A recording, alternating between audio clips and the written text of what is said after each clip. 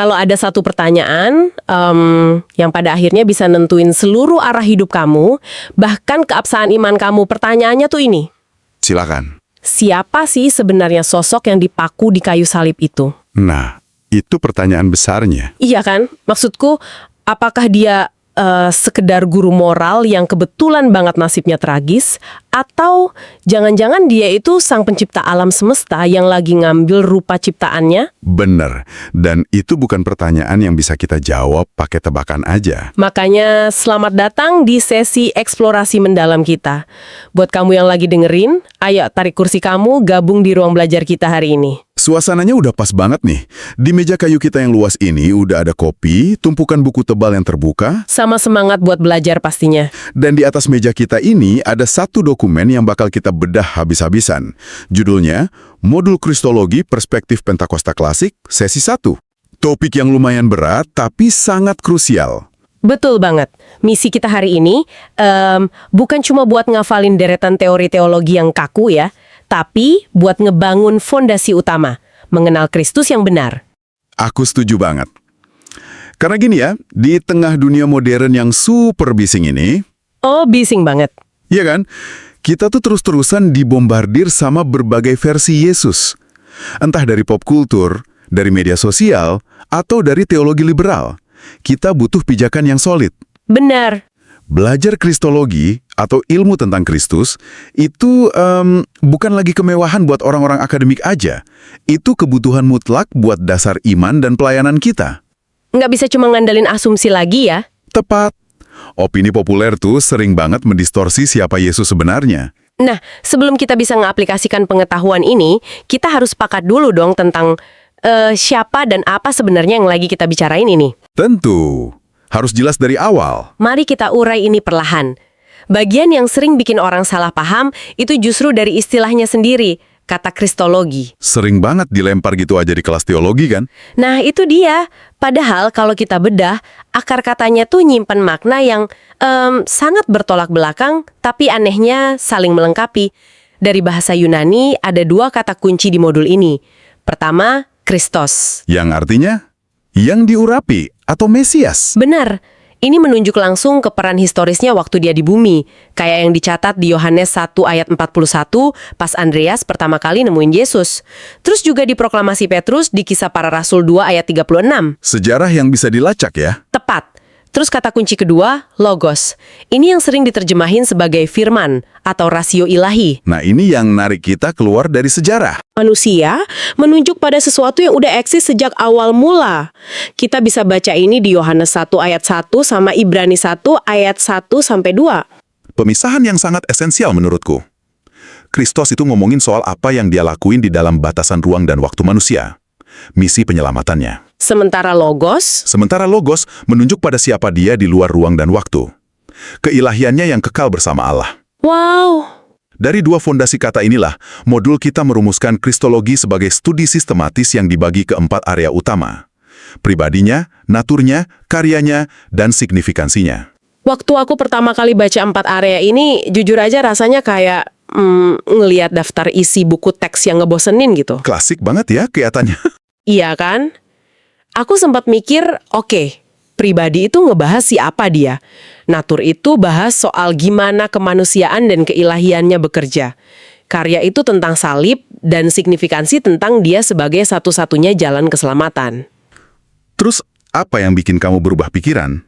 Nah, pas aku mulai mengamati ini, aku ngerasa belajar kristologi itu ibarat ngamatin sebuah berlian. Berlian dengan 4 sisi utama tadi. Bener banget. Kalau kita puter dikit aja, cahayanya beda. Pas aku masuk lebih dalam ke sisi naturnya, konsep persatuan ilahi dan manusia ini beneran bikin otakku agak macet. Bagian hypostatic union ya. Iya, maksudku gimana caranya Allah yang sepenuhnya tak terbatas bisa muat di dalam tubuh manusia yang serba terbatas? Itu pertanyaan yang udah ditanyain selama berabad-abad. Kan modul ini merujuk ke Filipi 2 ayat 6-8, di mana dia yang dalam rupa Allah mengosongkan diri jadi manusia. Gimana coba mekanisme dua natur ini bersatu tanpa saling merusak? Itu kebingungan yang sangat wajar. Nalar manusia kita kan terbiasa sama hukum sebab akibat yang linier. Tapi buat memahami hypostatic union ini, coba bayangin analogi yang sering dipakai para teolog klasik. Analogi apa tuh? Bayangin sebatang besi yang dipanasin di dalam tungku api yang menyala terang. Oke, besi di dalam tungku api. Pas besi itu ada di dalam api, apinya meresap ke dalam besi tersebut. Besinya tetap punya natur besi kan? Tetap keras dan padat. Iya, nggak berubah jadi benda lain. Tepat, dan apinya tetap punya natur api, yaitu panas dan bercahaya. Keduanya nggak melebur jadi zat ketiga yang baru. Ah, aku mulai paham arahnya. Tapi saat kamu menyentuh besi itu, apa yang kamu rasain? Kamu merasakan panasnya api.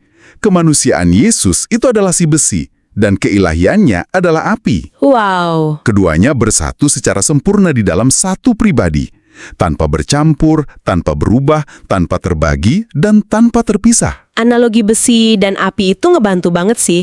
Jadi kemanusiaannya tuh nggak kebakar habis sama keilahiannya, tapi justru diangkat dan disempurnakan. Bener banget. Nah, ini ngingetin aku sama satu kutipan memukau dari Bapak Gereja kuno. Namanya Athanasius. Ada di catatan modul kita. Dia nulis gini, ia menjadi manusia supaya kita menjadi ilahi dalam partisipasi. Kutipan yang sangat terkenal. Tapi tunggu dulu, ini pernyataan yang lumayan ekstrim kan?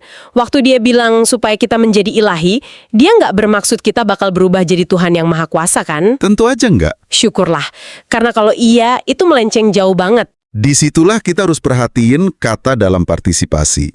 Athanasius lagi ngejelasin logika penebusan secara sederhana. Kenapa sih Sang Logos harus ngambil natur manusia? Kenapa tuh? Karena menurut pandangan teologi klasik, apa yang tidak diasumsikan tidak bisa diselamatkan. Oh, masuk akal. Dengan mengenakan natur manusia, Kristus tuh ibarat lagi nyuntikin antivirus keilahian ke dalam kodrat manusia kita yang udah rusak karena dosa. Jadi kita nggak berubah wujud jadi sang pencipta ya? Nggak sama sekali. Sebaliknya, melalui Roh Kudus, kita diundang buat berpartisipasi lagi di dalam kehidupan ilahi. Kita dipulihkan jadi manusia seutuhnya yang memantulkan gambar Allah dengan sempurna. Luar biasa. Jadi inkarnasi itu bukan sekedar Tuhan datang berkunjung sebentar ke bumi, tapi Tuhan lagi merestorasi cetak biru manusia dari dalam. Persis seperti itu. Nah, karena realitas Kristus ini sangat kompleks, maksudku dia sepenuhnya manusia dan sepenuhnya Allah, para teolog kayaknya kesulitan merangkum semuanya dari satu sudut pandang aja ya. Iya, makanya ada berbagai metode. Di modul ini dijelasin kalau sepanjang sejarah, gereja punya 2 teleskop atau rute utama buat mempelajari Yesus. Ada yang namanya kristologi dari bawah dan ada kristologi dari atas. Kenapa sih para ahli sampai harus bikin 2 rute beda begini? Alasan utamanya itu buat menghindari 2 kesesatan ekstrim. Di sejarah gereja, ada kelompok yang saking terpesonanya sama kemanusiaan Yesus, mereka lupa kalau dia itu Tuhan. Oke. Di sisi lain, ada yang saking takutnya keilahian Yesus diremehkan, mereka anggap kemanusiaannya itu cuma semacam kostum ilusi aja. Kayak hologram gitu ya? Nah, iya. Buat jaga keseimbangan, rute pertama itu kristologi dari bawah. Kita jadiin Yesus yang historis sebagai titik tolaknya. Berarti kita mulai dari bumi ya? Betul. Kita ngelihat seorang bayi yang lahir di palungan. Kita lihat dia bertumbuh secara fisik dan hikmat, kayak yang dicatat di Lukas 2 ayat 52. Dan kita ngelihat kemanusiaannya berinteraksi sama orang-orang. Tepat. Kita amati kemanusiaannya yang sejati sampai pada titik di mana keilahiannya mulai tersingkap pelan-pelan ke murid-muridnya. Teolog modern kayak Friedrich Schleiermacher dan Wolfhard Pannenberg pakai pendekatan ini. Pannenberg. Ada kutipan penting dari dia di sini. Dia bilang kebangkitan Yesus adalah dasar ontologis dari keilahiannya. Kutipan yang sangat padat. Dasar ontologis. Kedengarannya akademis banget ya, tapi kalau aku terjemahin ke bahasa kita di ruang belajar ini, maksudnya gini kan, kalau Yesus nggak benar-benar bangkit dari kematian secara fisik dan terekam di sejarah, maka semua klaim keilahiannya runtuh. betul, semua klaim kalau dia itu Tuhan cuma jadi omong kosong, kebangkitan itulah bukti konkretnya. Penjelasan yang akurat, tanpa kebangkitan historis, dia cuma bakal dikenang sebagai martir yang gagal. Itulah kristologi dari bawah. Terus rute yang satunya lagi, kristologi dari atas. Kalau dari bawah bergerak dari bumi ke surga, rute kedua ini sebaliknya. Rute ini bertolak dari kekekalan di surga, turun ke dalam sejarah manusia. Fokusnya ke praeksistensi dan logos yang kekal ya? Betul. Narasi di Yohanes 1 ayat 1-14 kan dominan banget soal ini. Bapak Gereja Agustinus merangkumnya dengan indah. Dia bilang, ia tetap menjadi Allah saat menjadi manusia. Oh, kalimat itu membumi banget. Berarti Kristus tuh nggak menekan tombol pause pada keilahiannya waktu dia lagi nangis di makam Lazarus? Nggak sama sekali. Atau waktu dia lapar di padang gurun? Dia nggak kehilangan 1 ons pun dari keilahiannya. Tapi pertanyaanku gini, bukankah kedua pendekatan ini kedengarannya saling bertolak belakang? Gimana tuh maksudnya? Ya, kayak kita lagi ngelihat satu objek pakai 2 ujung teleskop yang beda. Yang satu kita intip dari ujung lensa kecil, yang satu lagi dari lensa besar. Apakah kita diwajibkan buat milih salah satu rute ini? Hal yang paling menarik di sini adalah sintesis Pentakosta klasik justru nggak menyuruh kita milih. Oh, masa sih? Iya, dalam pandangan ini, kedua arah itu nggak dipertentangkan. Mereka justru disatukan melalui satu hal, pengalaman Roh Kudus. Pengalaman Roh Kudus. Menarik. Gimana cara kerjanya? Coba kita lihat Yohanes 16 ayat 13-14. Roh Kudus datang untuk memimpin ke dalam seluruh kebenaran dan memuliakan Kristus. Lalu di 1 Korintus 12 ayat 3, Paulus nekenin banget kalau nggak ada seorang pun yang bisa mengaku Yesus adalah Tuhan selain oleh Roh Kudus. Ah, jadi kayak ada perekatnya. Tepat. Teolog Stanley M. Horton merangkumnya gini, Kristologi sejati harus membawa orang pada pengalaman pribadi dengan Kristus melalui Roh Kudus. Ngerti. Jadi pemahaman setinggi apapun soal Yesus historis atau logos yang kekal, nggak bakal ngasilin iman yang nyata sampai Roh Kudus itu sendiri yang menghidupkan kebenaran tersebut di hati kita. Benar banget. Kristologi itu nggak boleh berhenti jadi sekedar informasi di kepala. Tapi kalau pengalaman Roh Kudus adalah perekat dari 2 pandangan ini, ada satu hal yang masih ngeganjal di pikiranku soal kronologi sejarahnya. Silahkan. Kalau memang Sang Logos itu udah ada sejak awal mula penciptaan, kenapa sih pencurahan Roh Kudus secara besar-besaran ini baru terjadi di Kisah Para Rasul? Pertanyaan yang sangat tajam. Iya kan, kayak kenapa harus nunggu Yesus jalan di bumi, disalib, mati, terus bangkit dulu, baru keran Roh Kudus ini dibuka? Peristiwa historis apa yang jadi pemicunya? Disinilah letak hal yang sangat menarik. Aku suka bagian ini. Jawabannya ada pada sentralitas kebangkitan. Tanpa kebangkitan, semua teori yang kita bahas tadi itu runtuh. Dan iman kita sia-sia. Kayak yang dibilang di Roma 1 ayat 4 dan 1 Korintus 15. Kenapa harus kebangkitan? Dosa itu udah ngerusak tatanan ciptaan dan misahin manusia dari Allah. Sebelum manusia bisa didiami oleh Roh Kudus secara permanen, masalah maut dan dosa harus diberesin dulu. Salib membayar dosa, tapi kebangkitan menghancurkan maut. Oh, wow. Bapak Gereja Irenaeus punya kutipan bagus soal ini.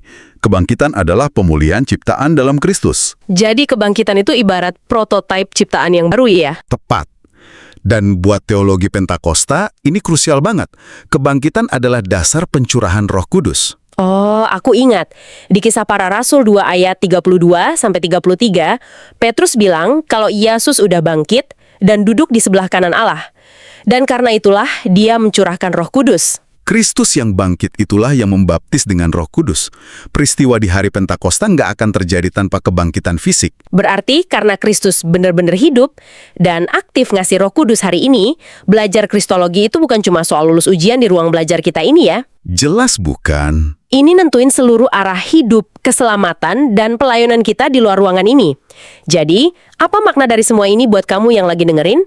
Gimana caranya modul teologi tebal ini bisa nyambung ke keseharian kamu? Kalau kita hubungkan ini dengan gambaran besarnya, pertama, ini nentuin keabsahan keselamatan kita. Di Matius 16 ayat 15-16, Yesus nanya langsung, "Menurut kamu, siapakah aku ini?" Jawaban kita atas pertanyaan itu adalah segalanya. Bener. Terus di 1 Yohanes 4 ayat 2-3, kita disuruh menguji setiak roh. Kalau kamu percaya sama Yesus versi tren yang cuma sekedar pemberi motivasi hidup, atau Yesus versi liberal yang nggak punya natur ilahi, maka iman kamu kehilangan pijakan aslinya. selain soal keselamatan, pemahaman yang benar ini kan jadi fondasi buat pemuridan. Lukas 9 ayat 23 nyuruh kita pikul salib. Kita nggak mungkin mau nyerahin hidup kita ke sosok yang nggak kita kenal beneran kan? Setuju.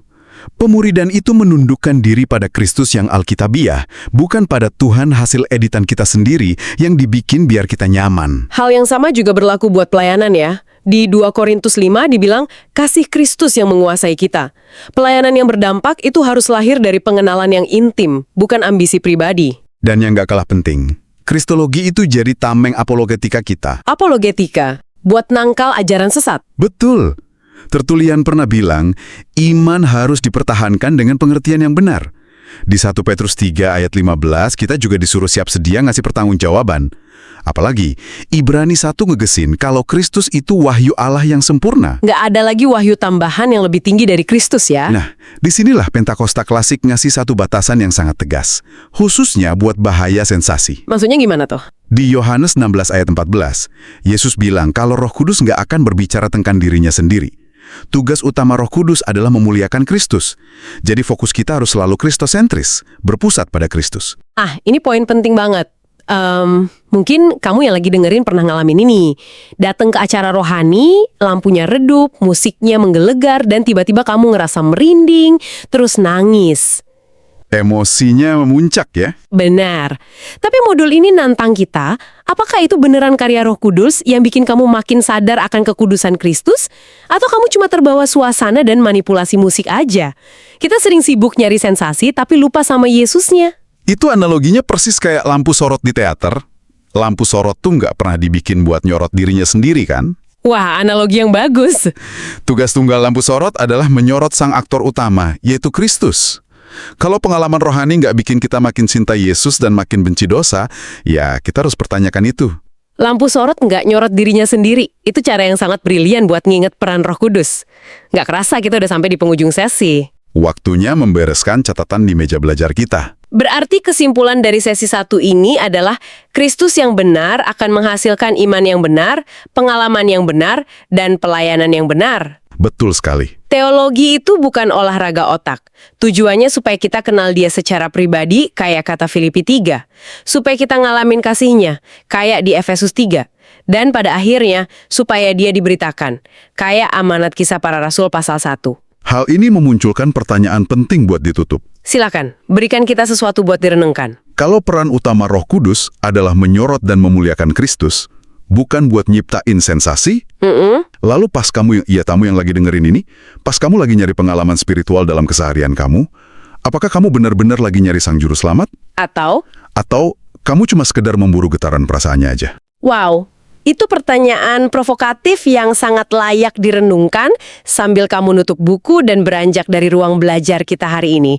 Apakah kita memburu Kristus atau cuma memburu sensasi emosinya? Pertanyaan yang harus dijawab secara pribadi. Terima kasih udah mau narik kursi dan meluangkan waktu bersama kami di sini membedah dokumen ini bareng-bareng. Teruslah berpikir kritis dan tetap lapar akan kebenaran. Sampai jumpa di sesi eksplorasi mendalam kita selanjutnya.